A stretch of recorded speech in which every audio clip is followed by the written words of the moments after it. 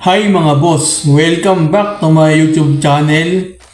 Today's video we're covering United Servers, Dark Elf, Lium, Ruby X gameplay, guide, and reward farming. Pero bago yan lahat, intro muna tayo.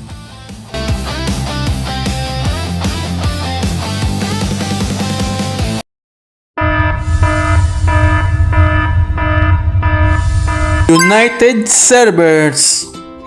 So ano nga ba ang United Servers?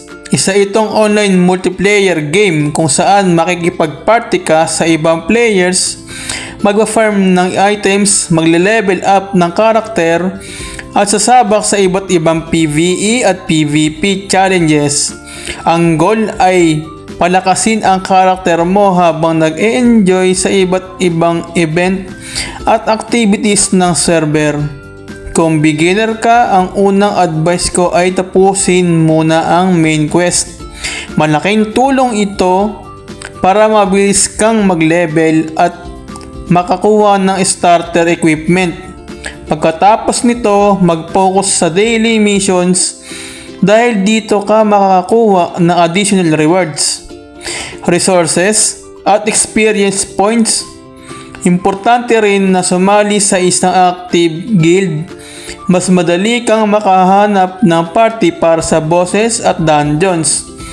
At may chance ka pang makatanggap ng extra rewards mula sa guild activities. Kapag may events ang server, siguraduhin sasali ka dahil kadalasan dito ibinibigay ang mga rare items, enhancement, materials at iba pang valuable rewards. Huwag ding ubusin agad ang lahat ng resources mo. Mag-ipon ng gold at enhancement material. Dark Elf. Ang Dark Elf ay isang class na kilala sa mataas nitong damage, mabilis na attack speed at malakas na skills. Isa ito sa mga paboritong gamitin ng maraming players dahil kaya nitong mag-clear ng monsters ng mabilis at maging deadly sa PvP. Para sa beginners, unahin ninyong i-level ang mga pangunahing attack skills. Mas mapapabilis nito ang inyong leveling at farming sa early game. Kapag may sapat na resources na kayo, mag-focus sa pag-upgrade ng inyong weapon bago ang ibang equipment. Mas mataas ang damage, mas mabilis ang farming at mas madali kayong makakatalo ng mas malalakas na monsters. Huwag din kalimutan ang tamang accessories at enhancement kahit maliit ang stat increase. Malaking bagay ito kapag pinagsama-sama sa farming. Naman, piliin ang map na kaya nyong linisin ng mabilis. Mas malaga ang tuloy-tuloy na farming kaysa pilitin ang sobrang hirap na area. Kung PvP ang usapan, gamitin ang mobility ng Dark Elf. Huwag basta-basta sumugod. Timing, positioning, at tamang combo ng skills ang susi para manalo laban sa mas malalakas na kalaban. Makakatulong din ang pagsali sa guild para sa boss raids, guild events, at team battles.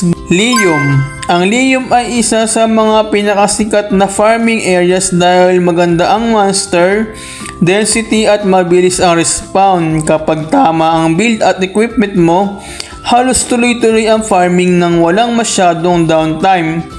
Para sa Dark Elf, gamitin ang mga AoE skills para sabay-sabay mong matamaan ang maraming monsters. Mas mabilis ang clear speed, mas maraming loot ang makukuha at mas mabilis din ang pag-level.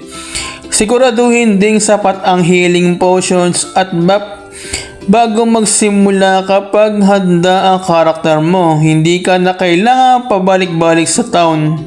Kung may auto battle o auto farming future ang server, iset ito ng maayos para hindi masayang ang skills at potions.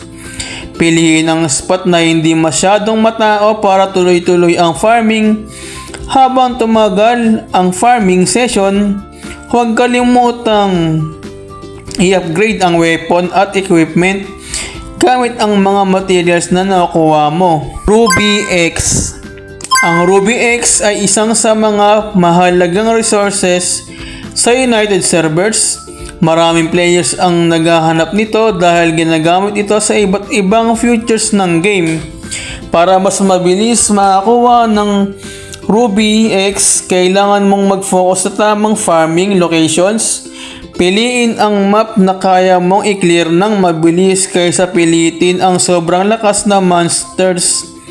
Mas mabilis ang monster skills, mas marami kang reward na makukuha sa mahabang oras ng farming. Huwag din palampasin ang mga daily quests at special events. Madalas nagbibigay ang mga ito ng bonus rewards at additional resources na makakatulong sa iyong progress.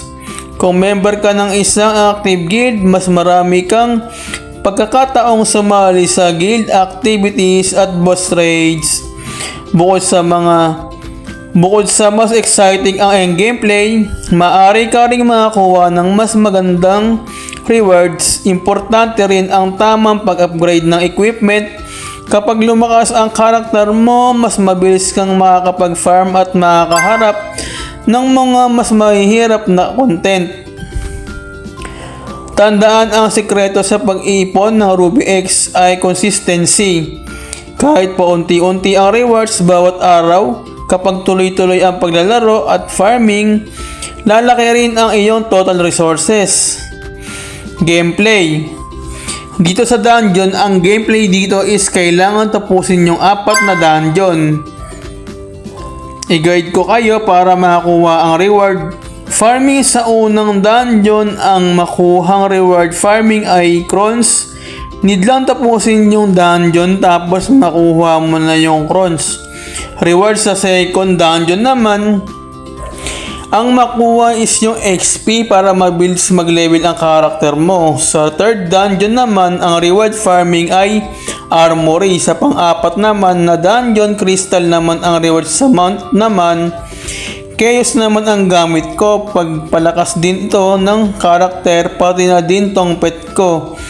Yun lang naman. Maraming salamat. Comment kayo sa comment down below kung anong mount gamit nyo at pet. Maraming salamat. Kita-kits sa susunod na video. Maraming salamat. Bye! Huwag kalimutan mag-like, subscribe, and follow. Maraming salamat.